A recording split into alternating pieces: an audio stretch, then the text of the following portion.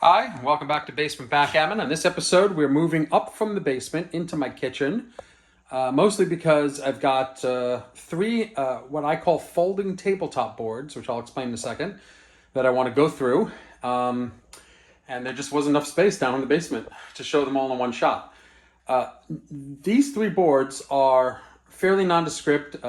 They're probably not boards I'm going to use. They are a little interesting, and they range from commercial to handmade. And they're in a format I like to call folding tabletop. So what is that? A tabletop board normally is on the table. It does not have a hinge. It lays flat, and it's meant to be out all the time, although you could store it on its side. You've seen tabletop boards before. A folding tabletop, to me, is also a board that's not meant to be traveled with, but it does have a hinge and can close up and even store checkers and cubes and what have you. But as you can see, none of these have a handle, so they're not really meant to be traveled with. Otherwise, they'd have a handle, they'd be a standard attaché board. So I call this particular category of boards a folding tabletop. There is no official designation for them. Let's go through. I've got three of them here. None of them have checkers in them, so you're not going to get to see checkers or anything like that. I got all three of these boards for varying reasons.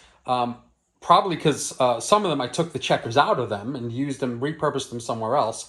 I'm not a big fan of the folding tabletop variety, and these just sort of, probably because I cannibalized the parts in them, these sort of just got stuck in my collection. But they're here, and I just want to go through them real quick. So this first one here, the smallest one here, is a Cardinal board. This is a commercially made board. And you can see it's got the Cardinal sticker on it there, although it's upside down for whatever reason. Probably because it fell off and got restuck at some point. And it's an extremely cheap, terribly made board. It's thin MDF. It's got a very, very thin, almost paper-like cork on it. You can see how thin it is if you come here. Let me zoom in, see if I can get that. Yeah, you can see how thin the cork is here. It's really almost like a sheet of paper that's just sort of plugged into the back. So this is one kind. This probably had, if it had cups, it would have either the flat oval cups that fit in the board or roll-up cups. And it had small 1 1/4 inch checkers. This one is more sturdily made. It's got thick wood. It's got kind of homemade or home applied clasps and a hinge that also does not really belong on a board. It belongs more on a cabinet. Some of these small cabinet hinges. For something this heavy and this large, this small hinge really doesn't belong, which leads me to believe that this is a homemade board. And if you open it up, you can see that the cork inside is not the commercial cork that's used in Cardinal or used in Chrysaloid. It's a much thicker, rougher cork that was probably taken from something like some art store, like a craft store, where you can get sheets of cork. And it was cut, and actually it wasn't cut badly at all. It was cut and applied. I do not believe this is commercially done. I think this is a homemade board. And the points even look homemade. They look painted on in a homemade style. Somebody took they traced out a triangle here for the points, and then they painted them in black and red. It's actually not terribly unattractive, although the unfinished cork sort of looks a little weird because we're not used to it. But it's smooth, it's clean, and it would play perfectly well.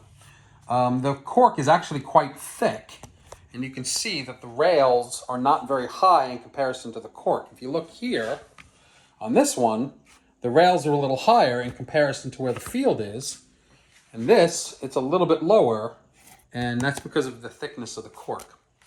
So this was a homemade board that I got that I found to be very interesting, and I think there were checkers inside of it, which is why I bought it. But the board itself is actually, could be used. Probably, I would imagine these are 1 1/4 checkers that would fit in here. Given the size, just eyeballing it, given the size of the, you know what, I'll leave this open so you can see it. Just given the size of the points. Now this last one is definitely homemade and very weird, and the reason I got it was strictly because of how weird it is. See if you can guess what's weird about this. The points are in opposite order. So this is definitely a homemade board. Somebody put in a piece of wood. They printed, it looks like they printed on these points. Doesn't look like they painted it on. If they did an amazing job because it looks printed on. So maybe they printed it maybe with a stencil, possibly. And as you can see, it runs opposite. So normally points are when your fields are here and you open the board lengthwise. Your home board is here. Your opponent's home board is here, and the points are opposite. Here, when the board is lengthwise, the home board is here. So I have to turn it this way in order to get it proper. So the bar is across from you instead of this way where the bar would be. In fact, they even put a bar here. The bar where you would set your checkers is here. So you still need the bar to differentiate the quadrants. So they put this line in, but it's here. And this is just an odd sort of thing. And it's really rough hewn and handmade. This is where the checkers would go. You have dice you can put here, in this area here. They put a panel of wood in. It's hard wood. They stenciled in these points, which are actually kind of well done. The points they look real sharp. Look at that. Considering this is all handmade.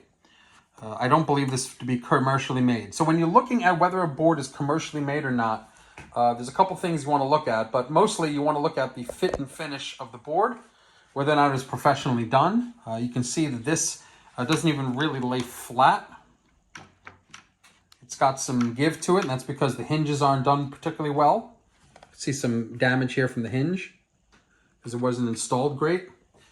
You can see some damage here on the bumper. It's just a rough hewn piece of wood put in for the bumper, and it's actually not even even. This is very easily seen as something that was done by somebody's hand. This one, the size of the hinges kind of gives it away. Look how small the hinges are in comparison to the bar, in comparison to the weight of the whole thing, and the rough hewn nature of the cork gives it away as homemade. And this one is commercially made because of just how, not how well it's done. It's actually the least sturdy of the three boards, but just it smacks of commercialism. Everything is perfectly in place. The hinges, the clasps, and this particular kind of cork, this finished cork, sort of gives it away as a commercial product. Anyway, this is my small collection. I've got a few others that I've done videos of because I have checkers and whatever, and they're playable boards, but this is my small collection of foldable tabletops. Hope you enjoyed it. Hope you learned a little something, and like and subscribe if you want to see more content. Thanks very much.